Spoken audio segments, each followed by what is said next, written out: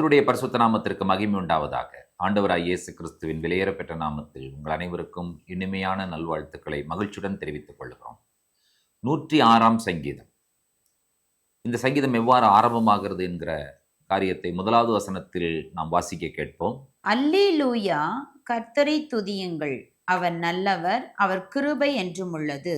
சங்கீதக்காரன் மிக அழகாக ஆரம்பிக்கிறார். அல்லேலூயா, கர்த்தரை துதியுங்கள், அவர் நல்லவர், அவர் கிருபை என்றும் உள்ளது. அடுத்த வசனத்தை கவனித்து பார்ப்பீர்கள் என்று சொன்னால் அங்கே ஒரு ஒரு கேள்வியை முன்வைக்கிறார். கர்த்தருடைய வல்லமையான செய்கைகளை சொல்லி அவருடைய துதியெல்லாம் பிரஸ்தாபப்படுத்தத்தக்கவன் யார் என்கிற ஒரு கேள்வி வைக்கிறார். இதற்கு முந்தின சங்கீதத்தை கவனியுங்கள். 105ஆம் சங்கீதத்தினுடைய முதலாவது வசனத்தை வாசிக்க கேட்போம். கர்த்தரை துதித்து அவருடைய நாமத்தை பிரஸ்தாபமாக்குங்கள், அவருடைய செய்கைகளை ஜனங்களுக்குள்ளே பிரசித்தப்படுத்துங்கள். இந்த சங்கீதம் என்ன சொல்லுகிறது? கர்த்தரை துதித்து அவருடைய நாமத்தை பிரஸ்தாபமாக்குங்கள். நான் ஏற்கனவே நேற்றைய தினம் இந்த சங்கீதத்தை குறித்து தியானித்தோம். அவருடைய சிருஷ்டிப்பு, அவர் இஸ்ரவேல் மக்களுக்கு செய்த நன்மைகள், அவருடைய வல்லமையான காரியங்கள், இவைகளையெல்லாம் அவர்கள் பிரசித்திப்படுத்த வேண்டும் என்று சொல்லி சங்கீதக்காரன் கர்த்தரை பிரஸ்தாபப்படுத்துவதற்கான அற்புதமான காரணங்களை முன்வைக்கிறார் என்று சொல்லி பார்த்தோம். இன்றைக்கு 106ஆம் சங்கீதத்தில் சங்கீதக்காரனுடைய ஒரு கேள்வியை பாருங்கள். கர்த்தருடைய துதியை பிரஸ்தாபப்படுத்தத்தக்கவன் யார் என்கிறதான ஒரு கேள்வி வைக்கிறார். பிரசித்திப்படுத்துங்கள் என்று சொல்லி சொன்னார்ல, ஆனா நடந்தது என்னன்னு கேட்டீங்கன்னு சொன்னா யாருமே பிரசித்திப்படுத்தல. பிரசித்திப்படுத்தத்தக்கவன் யார் என்கிற ஒரு கேள்வியை இவர் வைக்கும் பொழுது இங்கே சங்கீதக்காரன் சொல்லுகிற காரியங்கள் என்னவென்று சொன்னால், கர்த்தருடைய செய்கைகளை அனைத்தையும் மறந்து விட்டார்கள், அவர்கள் நினைவு கூறவில்லை. ஆகையினால் அவர்கள் நிச்சயமாக கர்த்தருடைய நாமத்தை பிரஸ்தாபப்படுத்த முடியவில்லை என்று சொல்லி சொல்லுகிறார். அவர் வைக்கிற குற்றச்சாட்டை நீங்கள் கவனிப்பீர்கள் என்று சொன்னால், முதலாவது கர்த்தருடைய கிரியைகளை மறந்தார்கள் என்று சொல்லி சங்கீதக்காரன் சொல்லுவதை நீங்கள் 13ஆம் வசனத்திலே வாசிக்க கேட்கலாம். ஆனாலும் சீக்கிரமாய் அவருடைய கிரியைகளை மறந்தார்கள். ஆனாலும் சீக்கிரமாய் அவருடைய கிரியைகளை மறந்தார்கள். கிரியைகளை மறந்த தேவஜனம். அவர் சொல்லுகிறார், சிவந்த சமுத்திரத்தை அதட்டினார் ஆண்டவர். வெட்டாந்தரையிலே நடந்திருக்கிறது போல் அவர்கள் ஆழங்களில் நடந்து போக பண்ணினார். என்ன அற்புதமான ஒரு செயல்! ஆனால் அதை பின்தொடர்ந்து வந்த சத்துருக்களை தண்ணீர்கள் மூடிக்கொண்டது. அதுவும் அற்புதமான செயல். அதுல அவர் அடிக்கோடிட்டு சொல்ல வருகிற ஒரு அற்புதமான விஷயம், ஒருவனும் மீந்திருக்கவில்லை, சத்துருக்களை கூண்டோடு அழியோடு அழித்தாரே. அப்படிப்பட்ட மக்கள் என்ன செய்தார்களாம்? உடனடியாக அவர்கள் செய்த காரியத்தை 12வது வசனத்திலே சங்கீதக்காரர் சொல்லுகிறார். அப்பொழுது அவர்கள் அவருடைய வார்த்தைகளை விசுவாசித்து அவருடைய துதியை பாடினார்கள். அப்பொழுது அவருடைய வார்த்தையை விசுவாசித்து அவருடைய துதியை பாடினார்கள். ஆனால் என்ன நடந்தது என்று சொன்னால், அன்றைக்கு செய்தார்கள், அடுத்த நாள் மறந்து விட்டார்கள். இதுதான் நம்முடைய வாழ்க்கையிலும் அநேகருடைய வாழ்க்கையில் நடைபெறுகிற காரியம். ஏதாவது ஒன்று நடந்துச்சுன்னு சொன்னா உடனே அல்லேலுயா, ஸ்தோத்திரம், பிரைஸ் தி லார்ட், ஆமென், ஆண்டவரை போல நல்லவர் இல்ல, கர்த்தர் பெரிய காரியங்களை செய்தார். காலையில ஜெபம் பண்றது, மத்தியானம் ஜெபம் பண்றது, நைட்டு ஜெபம் பண்றது, விடிய விடிய ஜெபம் பண்றது, இதெல்லாம் நடக்கும். ஆனால் அடுத்த நாள் ஒண்ணுமே இருக்காது, எல்லாமே புஷ்ஷுன்னு போயிடும். கம்ப்ளீட்டா ஜெபம் இருக்காது, பாட்டு இருக்காது, அல்லேலுயா இருக்காது, துதி இருக்காது, ஸ்தோத்திரம் இருக்காது, ஒன்றுமே இல்லாமல் போய்விடும். சங்கீதக்காரனுடைய குற்றச்சாட்டு என்ன? சீக்கிரமாய் அவருடைய கிரியைகளை மறந்தார்கள்.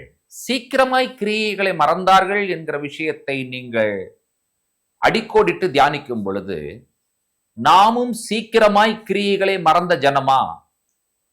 துதித்த ஜனம் மறந்த ஜனம். நாம் யார்? துதித்த ஜனம் மறந்த ஜனமா, அல்லது துதித்த ஜனம் துதித்து கொண்டே இருக்கிற ஜனமா என்கிறதான ஒரு கேள்வியை கேட்டு பாருங்கள். கர்த்தர் செய்த காரியங்களை எல்லாம் இவர்கள் சொல்லிவிட்டு, இவர்கள் செய்த காரியங்களை சங்கீதக்காரன் சொல்லும் பொழுது என்ன நடந்தது? அவர் சொல்லுகிறார், பூமி பிளந்தது, அங்கே ஒரு வாதை வந்தது.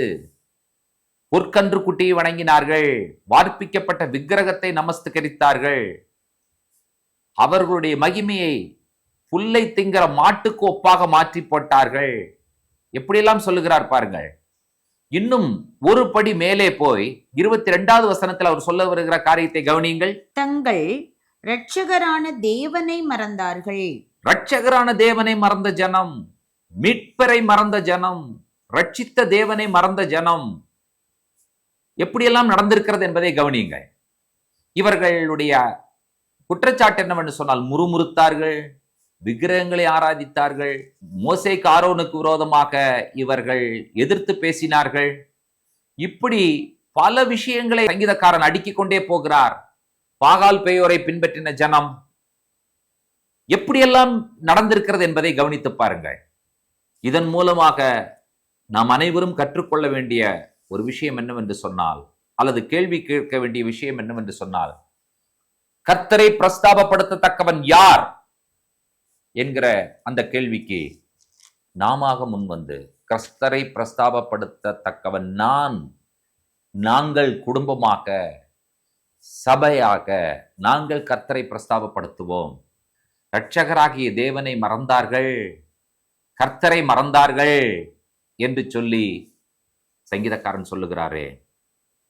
அற்புதம் நடந்த உடனே துதித்த ஜனம், மறுநாள் தேவனை மறந்த ஜனம். நீங்களும் நானும் ஏதோ ஒரு அற்புதம் நடக்கும் பொழுது ஆண்டவரை துதித்து விட்டு ஆண்டவரை மறக்கிறவர்களாக இருக்கிறோமா என்கிற ஒரு கேள்வியை கேட்டு பாருங்கள்.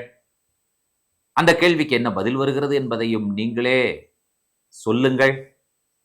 கடைசியாக சங்கீதக்காரனுடைய வார்த்தைகள் 48வது வசனத்திலே நாம் வாசிக்கிறோம். இஸ்ரவேலின் தேவனாகிய கர்த்தர் அனாதியாய் என்றென்றைக்கும் ஸ்தோத்தரிக்கப்படத்தக்கவர். ஜனங்கள் எல்லாரும் ஆமேன் அல்லேலூயா என்பார்களாக. ஆமா, இப்படிதான் முடிக்கணும். இஸ்ரவேலின் தேவனாகிய கர்த்தர் அனாதியாய் என்றென்றைக்கும் ஸ்தோத்தரிக்கப்படத்தக்கவர். இந்த சென்டென்ஸ் வரும் பொழுது ஜனங்கள் மௌனமாக இருக்கக்கூடாது, அமைதியா இருக்கக்கூடாது. ஜனங்கள் எல்லாரும் ஒரு மனதாக, ஏக மனதாக ஆமேன் அல்லேலூயா என்று சொல்லுகிற ஜனங்களாக இருக்கும் பொழுதுதான் நாம் கர்த்தரை மறவாத ஜனம்.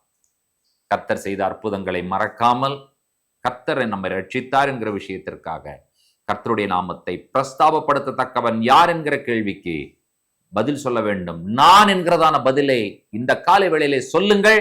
கர்த்தருடைய நாமத்தை பிரஸ்தாபப்படுத்த பரிசுத்த ஆவியானவர் நம்ம ஒவ்வொருவருக்கும் உதவி செய்வாராக. ஜெபிப்போம். பரிசுத்தமுள்ள பிதாவே, ஆசீர்வதிக்கப்பட்ட அற்புதமான காலை பொழுதிலே இரட்சகராகிய தேவனை மறந்தார்கள் இஸ்ரவேல் மக்கள். நீர் அற்புதம் செய்த பொழுது துதித்தார்கள், பாடினார்கள்.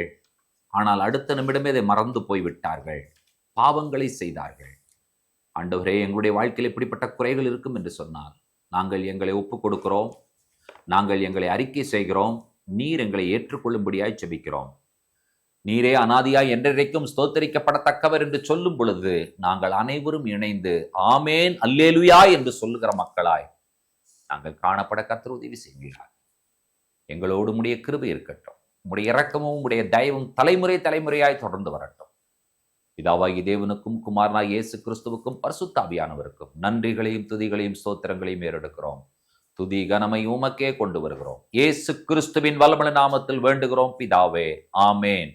நம்முடைய கர்த்தராகிய இயேசு கிறிஸ்துவின் கிருபையும் பிதாவாகிய தேவனுடைய அன்பும் பரிசுத்த தேவாவியானவருடைய அந்யோன்ய ஐக்கியமும் சிநேகமும் நம்ம நீரோடும் கூட கர்த்தருடைய வருகை பரியந்தம் நீடித்து நிலைத்திருப்பதாக. ஆமேன், ஆமேன். தேவ கிருபையும் சமாதானமும் பெருகுவதாக. ஷலோம்.